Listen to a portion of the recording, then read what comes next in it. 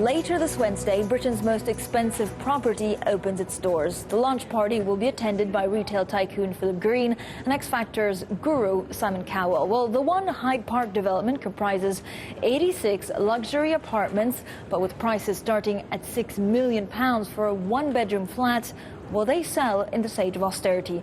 Poppy Trowbridge reports. One Hyde Park, London. The address couldn't be more exclusive.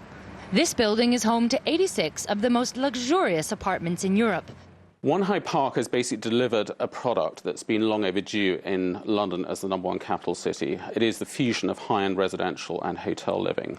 Inside, you'll find high-end finishing touches, like champagne bars in the living room, fur throws on the beds, and priceless sculpture and art everywhere. Only the world's wealthiest can afford this level of luxury. This 5-bedroom flat costs £60 million.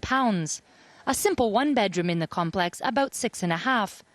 And for the penthouse, you could pay as much as £140 million, making it the most expensive property in Britain, with a record-breaking price of more than £6,000 a square foot.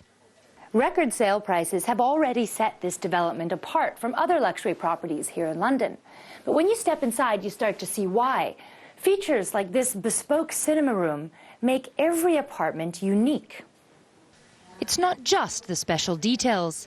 These homes come with a 5-star service provided by the Mandarin Oriental Hotel. 60 dedicated staff have direct access to serve the residents 24 hours a day. We have played through any eventuality of what services may be required of us, be it private aircraft arrangement, be it food and beverage catering, be it car availability, be it arrange the minutest detail of somebody's private life. We will be able to provide it. There are, without a shadow of a doubt, people who go, quite like the apartments, but we're not going to pay that price because we just don't need the cinema, we don't need 40, I can't remember exactly the number of people from the Mandarin waiting us hand and foot. People want more privacy and also may want a more discreet development. For those that are interested, though, beware, more than half of the apartments have already been sold. Poppy Trowbridge, Bloomberg, One Hyde Park, London. Well, the development is managed by Nick and Christian Candy, the brothers behind some of London's most exclusive properties. They gave their first ever joint TV interview to Bloomberg's Poppy Trowbridge, explaining how One Hyde Park survived the global recession.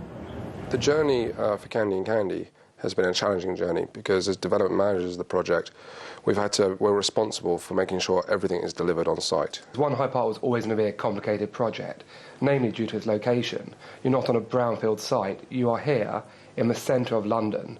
You've got Harrods 200 metres away, Harvey Nichols 50 metres away. It hasn't been easy, but it has been exciting. And when you get to the finish line and you look back, that is when you can just have this bigger smile on your face, knowing that what you set out to dream, you've achieved. Did the dynamic between you two alter at all throughout some of the things that you had to work with during the recession to complete One Hyde Park? A lot of the time, Nick's taste differs from mine, so we always, and I'll be honest about it, you know, debate whether you like that light fitting, that sofa. Christian's more conservative with me on taste, and I'm probably a bit more eccentric and more daring on things we'll do in terms of design. So we debate about what's required. We debate even down to a rug that goes in a hallway. Doesn't it require a rug? He says yes, I say no. And so how do you figure out who's going to win that one? He's more stubborn than me. On that rug one, who won? You won, and you were right. Yes, I was. I mean, did you have to economise here? And if not, how did you avoid having to economise? The risk when the world credit crunch came and the economy started falling was that the suppliers that we'd ordered materials from would go bust. And so if we'd ordered half the marble, but we only had half of it out of the quarry, we had to make sure that we got the other half out pretty quickly and stored here in London.